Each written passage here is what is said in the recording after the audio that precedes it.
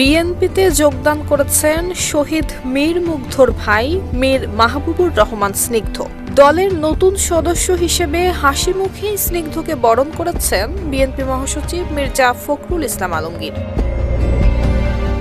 ৪ November রাত ৯টার দিকে গুলশানে চেয়ারপারসনের কার্যালয়ে বিএনপির প্রাথমিক সদস্যপদ সংগ্রহ করেন স্নিগ্ধ।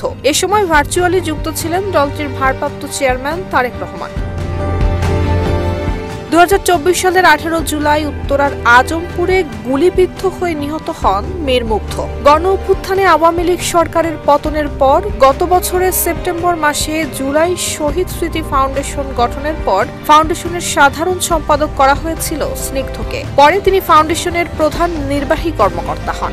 গত ৮ মে এই পদ থেকে সরে দাঁড়ান স্নিগ্ধ এবং বর্তমানে বাংলাদেশ স্কাউটসের উপপ্রধান জাতীয় কমিশনারের দায়িত্বে রয়েছেন।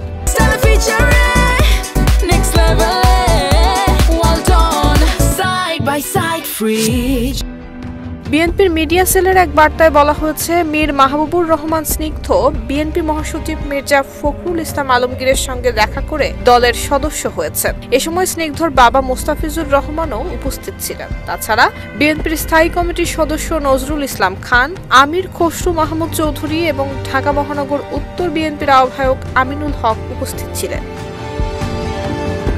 নুসরাত জাহান মেহেক, ঢাকা পোস্ট।